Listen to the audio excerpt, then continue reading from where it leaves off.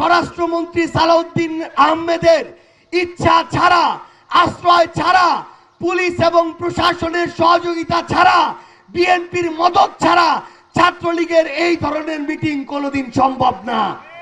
আমরা সালাউদ্দিন আহমেদকে, তারেক রহমানকে, বিএনপিকে শুধু একটা কথা বলতে চাই, যারা নিরপরাধ ছিল তাদের বিষয় ভিন্ন, কিন্তু যারা অপরাধী এবং এই নিষিদ্ধ সংগঠন আওয়ামী লীগ, তাদেরকে ফিরিয়ে আনার বন্দোবস্ত যদি আপনারা করেন, তাহলে আওয়ামী লীগ যে পথে গিয়েছে, যেভাবে পতন হয়েছে, আপনাদের পরিণতি তার চেয়েও খারাপ হবে।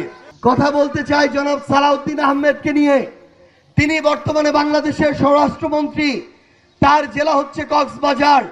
বাংলাদেশের 63টা জেলায় আইন শৃঙ্খলার অবস্থা একরকম থাকবে, গোয়েন্দা সংস্থার নজরদারি একরকম থাকবে, কিন্তু কক্সবাজার জেলায় বাংলাদেশের সবচেয়ে বেশি ভালো পরিস্থিতি থাকার কথা, সবচেয়ে বেশি নজরদারি থাকার কথা, পুলিশ সবচেয়ে বেশি সচেষ্ট থাকার কথা।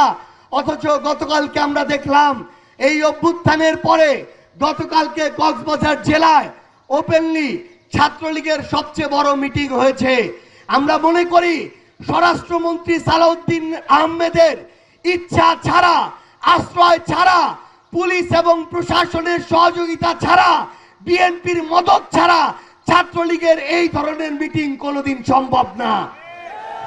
বিএনপি এবং সালাউদ্দিনরা এখন নতুন প্রক্রিয়া হাতে নিয়েছে।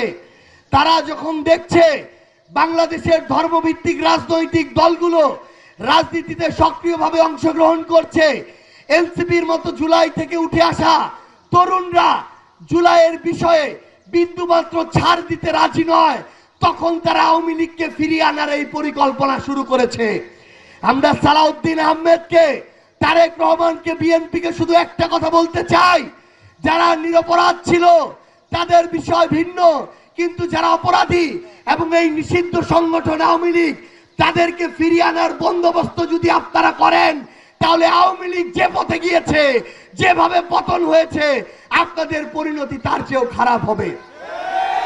জনাব সালাউদ্দিন আহমেদকে ব্যাখ্যা দিতে হবে যে কিভাবে তার জেলা কক্সবাজারে উখিয়াতে এই ধরনের কর্মকাণ্ড হয়, সেখানে প্রশাসনকে তিনি কিভাবে সহযোগিতা করেছেন, আওয়ামী লীগের সাথে কিভাবে আঘাত করছেন, এই ব্যাখ্যা দেয়া ছাড়া স্বরাষ্ট্রমন্ত্রী হিসেবে মুখ দেখানোর মতো তার যদি ন্যূনতম ব্যক্তিত্ব থাকে, তিনি আমাদের সামনে মুখ দেখাবেন না। আরো কয়েকটি বিষয় আমরা দেখি। তারেক রহমান আজকে বলেছেন যে পদোন্নতিতে ব্যক্তিগত রাজনৈতিক বিবেচনার কোনো সুযোগ নেই, কিন্তু আমরা দেখছি শুধুমাত্র সিটি কর্পোরেশনের প্রশাসক নয়, জেলার প্রশাসক নয়, বাংলাদেশের গুরুত্বপূর্ণ যত প্রতিষ্ঠান আছে, গতকালকে এই ধরনের প্রায় 12টি প্রতিষ্ঠানে বিএনপি, যুবদল, শ্রমিক দলের যত চাঁদাবাজ, নির্বাচনে হারা যত বাটপার বঞ্চিতরা আছে, তাদেরকে এক একটা গুরুত্বপূর্ণ প্রতিষ্ঠানে, গুরুত্বপূর্ণ কর্পোরেশনে তাদেরকে পরিচালক হিসেবে, চেয়ারম্যান হিসেবে দায়িত্ব দেওয়া হয়েছে।